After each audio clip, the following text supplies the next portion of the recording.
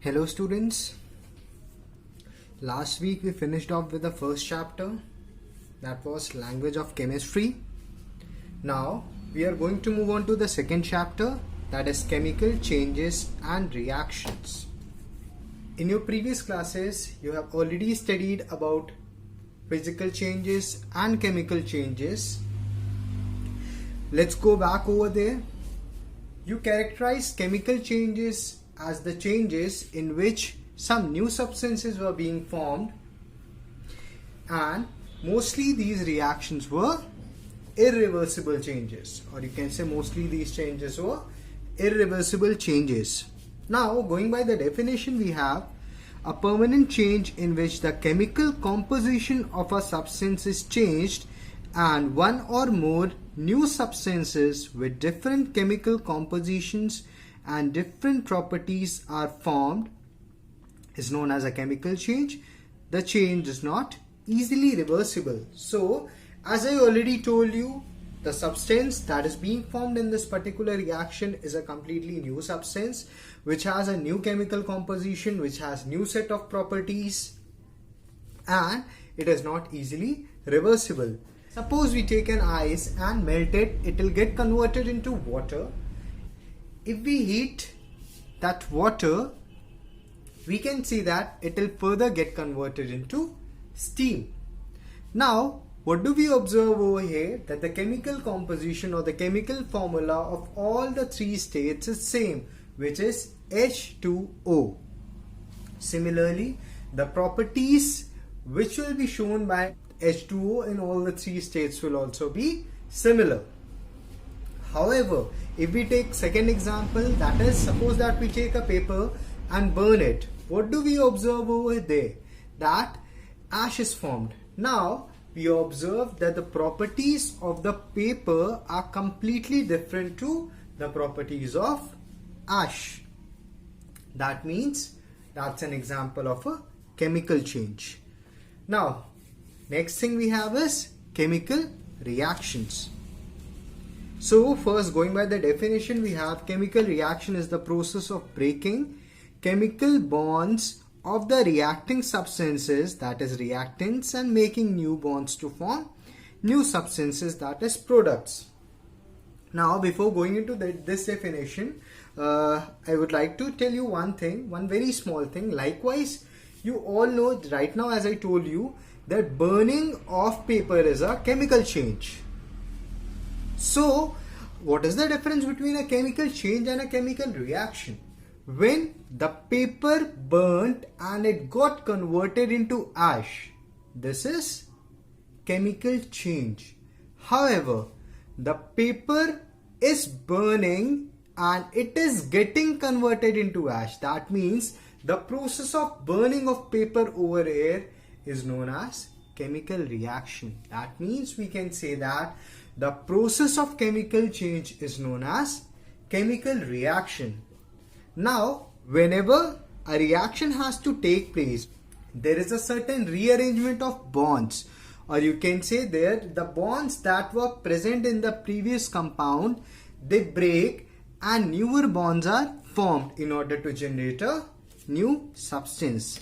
We'll be talking about bonds later on. Right now you can see that suppose we are taking two substances A and B and reacting them, we are getting two substances, that is C and D. Now, substances A and B will be termed as reactants, whereas the substances that have been generated due to the reaction are known as products. So, C and D are products over here. Right now we were discussing about chemical bond. Now, what is a chemical bond? The force that holds the atoms of molecules together is known as chemical bond. As you can see in this particular example, we have taken HCl. Now, the force of attraction between the atom of hydrogen and chlorine in HCl molecule is known as chemical bond, which is represented by a dash. Similarly, suppose we take the second compound, calcium chloride, that is CaCl2, what we can observe over here, calcium is attached or it is bonded to two different chlorine atoms in order to generate a molecule of CaCl2. Let's study that how exactly does a chemical reaction occur. Suppose we take two different chemicals in two different boxes.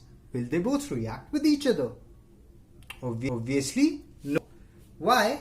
Because one of the most important condition for a reaction to occur is that the particles should be close enough to each other. When the particles are close to each other, they collide with each other, or you can say there is a collision of particles, and because of this collision the reaction occurs. Now, what are the conditions under which a reaction can occur? So we have several conditions over here. We'll be studying them one by one. The first one being mixing, that is close contact. As I told you earlier also, generally it is observed that when two substances are brought close to each other, they react with each other. Now, this mixing we studied with respect to solid substances only. As you can see over here, we had taken solid lead nitrate and reacted it with solid potassium iodide. Now, on the reaction, they form solid potassium nitrate and solid lead iodide molecules. Moving further, next condition is solution. Substances are mixed in molten or aqueous state. So, as the name itself suggests, the substances that we are mixing must be present in liquid state. Now, there are two forms in which we represent it, molten and aqueous. For example, if we take NaCl and dissolve it in water, what are we getting over there? An aqueous solution of NaCl. That means whenever we are taking any substances and dissolving it in water, we get its aqueous solution. Another method to get the liquid state of that particular substance could be melting it by heating it to its melting point. In that case, we'll get its liquid state. As you can see in this example itself, aqueous NaCl is reacting with aqueous AgNO3 in order to generate AgCl in form of white precipitate and NaNO3 aqueous solution. Class, just pay attention over here. This PPT refers to precipitate, which is an insoluble solid substance formed during the course of a reaction. Let's move further to the next condition, that is heat. What do we observe? That certain reactions occur on heating. Likewise, we take calcium carbonate and heat it. This triangle over here represents heat. So suppose we are taking calcium carbonate and heating it, it gets converted into calcium oxide and carbon dioxide gases released over there. So what are we observing? That certain reactions can occur on heating. Next one is light. Now, some reactions takes place on action of light. Such reactions are known as photochemical reactions or photolysis. As you observe in the process of photosynthesis, carbon dioxide combines with water in presence of light and chlorophyll to generate glucose, carbon dioxide and water. Light is an essential condition for this reaction to take place. Similarly, there are other reactions also, like silver nitrate. In presence of sunlight, it gets decomposed into silver, NO2 and O2. Similarly, hydrogen peroxide, in sunlight, it decomposes into water and oxygen. Class, pay attention over here. In both these reactions, we are observing that silver nitrate and hydrogen peroxide when they both come in contact with sunlight, they decompose or they break down into several compounds. In order to prevent this, the solution of silver nitrate and hydrogen peroxide are kept in brown bottles. Since in this way the contact of light with the solution can be reduced. Let's move on to the next condition, that is electricity. Now, some reactions takes place on action of electricity. You have studied it in the previous class also. Suppose we take water in a beaker and add a small amount of electrolyte in it. On passing electricity through the solution, we observe bubbles of hydrogen and oxygen being produced over there. That means electricity can also bring about reaction.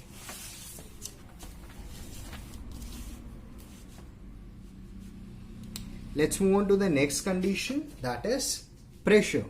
Certain reactions can take place only under high pressure. Likewise, we have Haber's process over here. This reaction is known as Haber's process, which is used for production of ammonia. So just pay attention over here.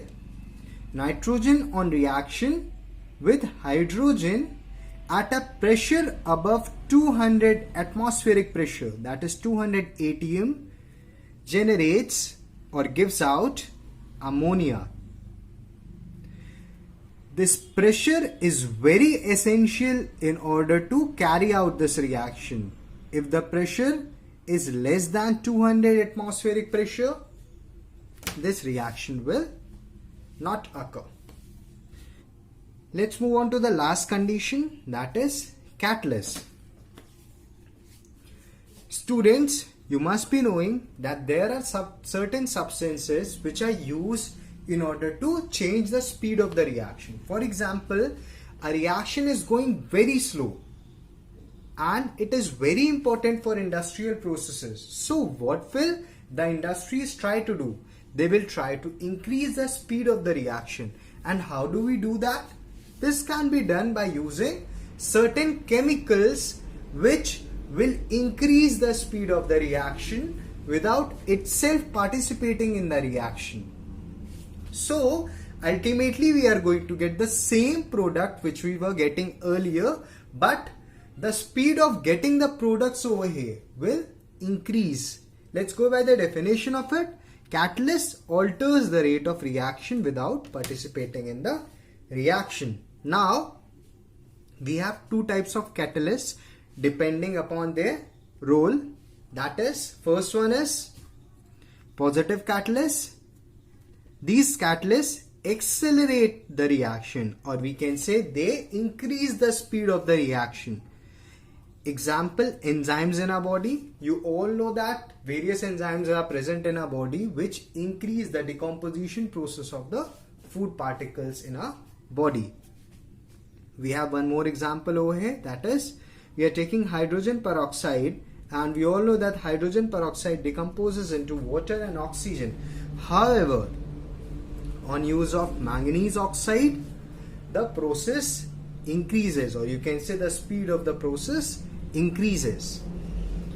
Let's move on to the next type, that is negative catalysts or inhibitor. Negative catalysts are also known as inhibitors, and what do? Retards reaction, that is slows down the speed of the reaction.